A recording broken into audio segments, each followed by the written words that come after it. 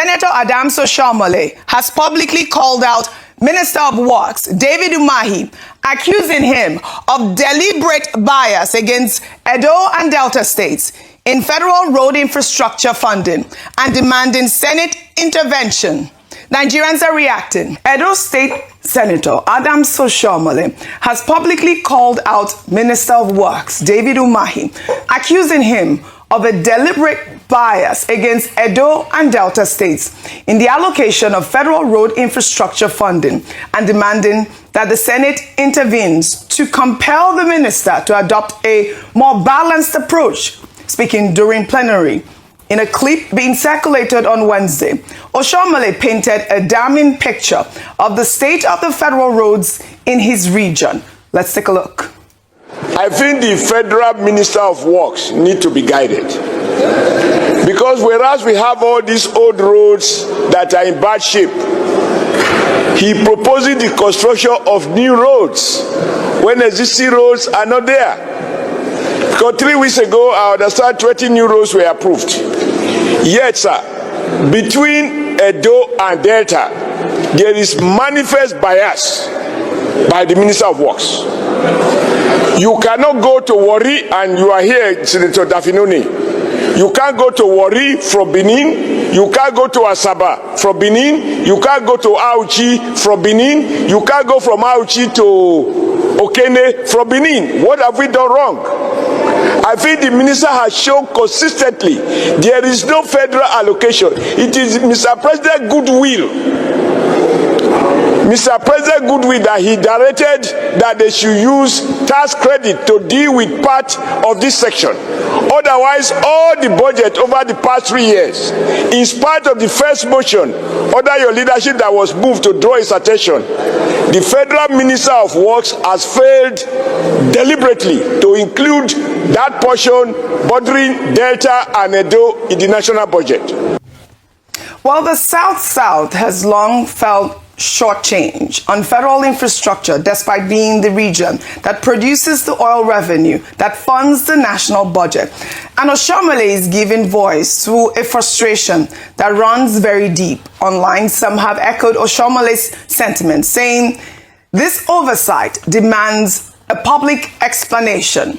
Well, the Minister of Works, David Umahi, has fired back, insisting that Edo State is far from being neglected, pointing to the Lokoja-Benin Warri Road, a 360-kilometer dual carriageway with over 10 contractors currently on site, which President Bola Ahmed Tinubu has just directed to be rescoped under a faster funding model for accelerated completion.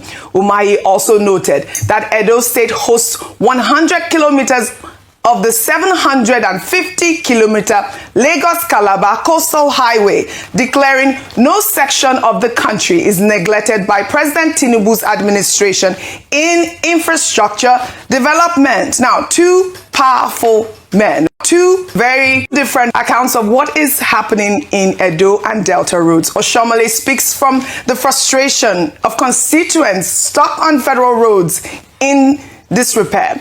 Umahi responds with contracts and kilometers. But for the average Edo or Delta resident, the question is not how many contractors are on the road. It is whether that road is drivable today. The Senate has been called to intervene, and of course, Nigerians are watching. Yes, please. Sorry, that last part of Engineer David Umahi's statement actually justifies gives credence to what Senator Oshiomhole said, where he said that, the Lagos Coastal Road, part of what Senator Oshiomhole had said was that you are building new roads, yet not fixing existing roads. Yeah. And so, instead of, and one of the things that you applaud the Minister for Works is that he responds.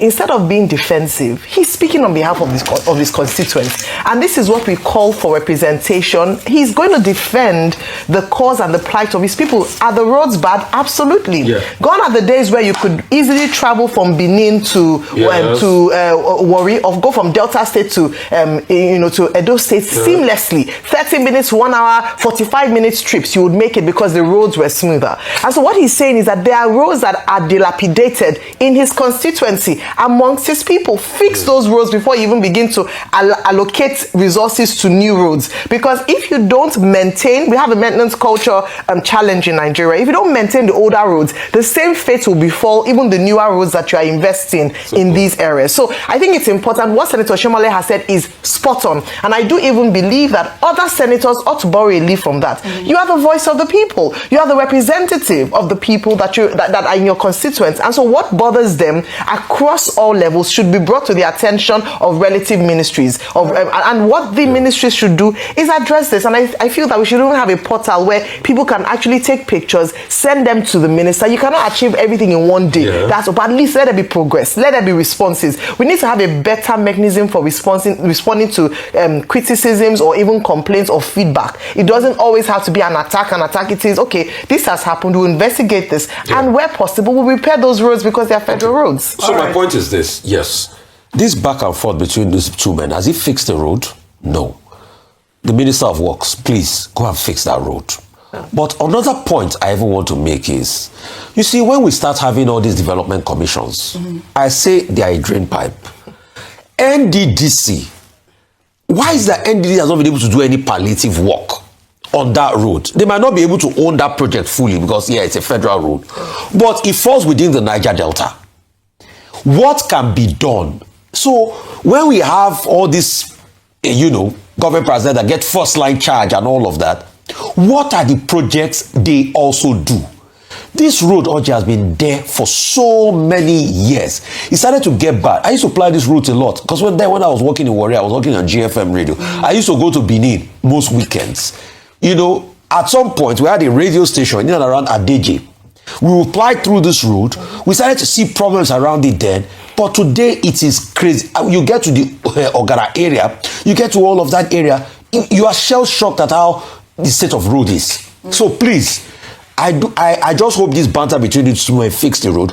But what about people like NDDC? All right. That they are also getting subvention and everything. Can they at least do palliatives on this road? All right, that's a good point. NDDC, Minister of Works, this is our roads, Delta and Edo States, both of us. But, I'm sure that there will be more to this because, we've been seeing the back and forth, especially with Madam Oshiomhole now coming out to speak. I mean, those roads have been bad for a while. The question is, why are you speaking? How is it that you're speaking at this point? When Minister Nyesom Wike has declared that Governor Sim Fubara committed absolutely no wrongdoing by returning to his political camp, insisting that he had no other choice. Wike made these comments while speaking to journalists in Abuja on Tuesday after inspecting road projects. Let's take a look. I don't know what you mean by sin. I don't know what you mean by sin. If a man we did not write any code for him, that you must follow this charter, don't follow that charter. Of course, you make mistakes. And what's important that you realize that you have made a mistake and you correct them. That's what's important. It's only God that forgives sin. In politics, there's no sin. Just for you to realize that, look, I don't think I am taking the right step. Yes, made it to the public to say that he has come back to where he started from. Receiving with all good minds, nothing to hide. We all work together to make sure that we give Mr. President the required votes to continue. That's why we're... All right. Some users online are saying that Wike is reminding everyone who holds the upper hand in River State. And for President Bola Ahmed Tinubu, this reunion delivers one of the country's most strategically important states firmly into his 2027 column. I like that. You see, Fubara is a simple man. It's a good man. It's a simple man. Peaceful. It's a very peaceful man. It's just that today we don't know what happened to the River State House of Assembly that went up in fire. I think they're building that one again. So he's a very simple man. How will Wike not be happy? Because he had an easy political adversary in Sim Fubara. The reason why people like me defended Sim Fubara then is because, and I quote, the likes of Nyesom Wike fought against political godfatherism. That's why people like me see defended Governor Alia when that political godfatherism thing was rearing its ugly head against Akume. And I will always defend people that try to stand against political godfatherism, because we have seen where it has left this country. There are some states today in this country that some people are controlling their purse because of political godfathering. Those states will never be able to break free.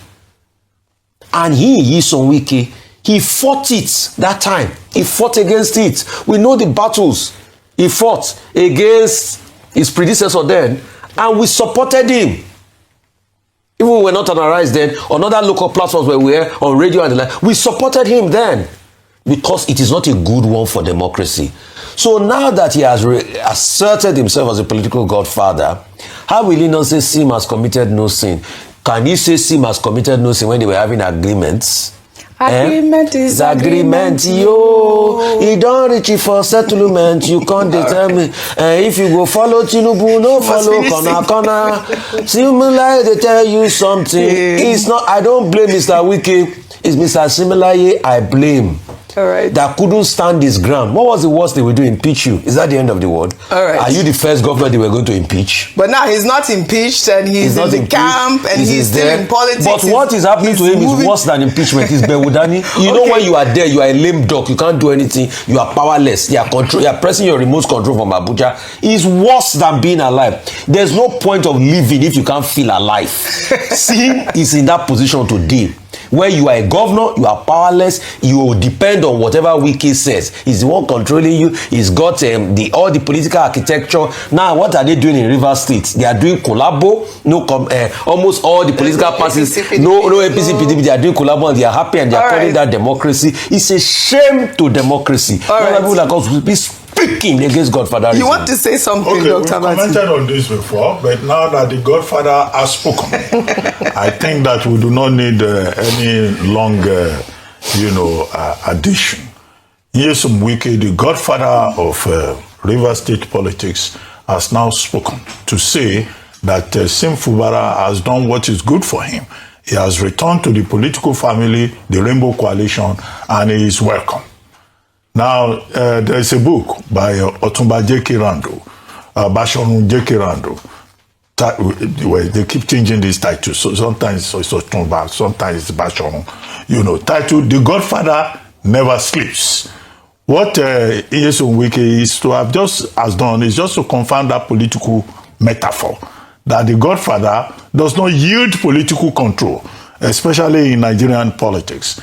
We may complain forever that we don't want godfatherism, but we've just been reminded again now that godfatherism remains very potent. All right. I repeat the point I made before, that Nyesom Wike has also proven that he's a good judge of human character, particularly when it comes to political control. Okay. He said he was the one that made Nyesom made the Sim Fubara governor. Yes. That he bought the form. Yes. He campaigned on his behalf. Yes. He handed him over to the people of Rivers State. Could he have been governor without Nyesom Wike? So he gave him a boy appointment, and he has reminded him that he remains a boy to Nyesom Wike. This is the unfortunate reality that the people of Rivers State are facing. But boy means servant. That's it. Servant. What the story of Elaine? Why are you people talking about? Boy means servant. Errand boy. Okay. That he can control as he wishes. Sim Fubara, the errand boy. He's a governor. This is the point. All right. Well, all right. Okay. Still in Abuja.